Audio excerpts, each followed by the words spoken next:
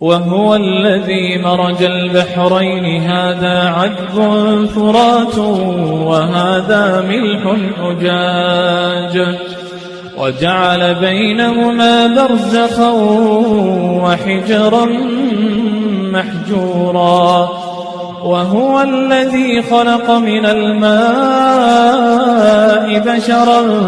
فجعله نسبا وصهرا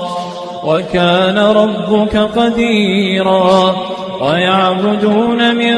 دون الله ما لا ينفعهم ولا يضرهم وكان الكافر على ربه ظهيرا.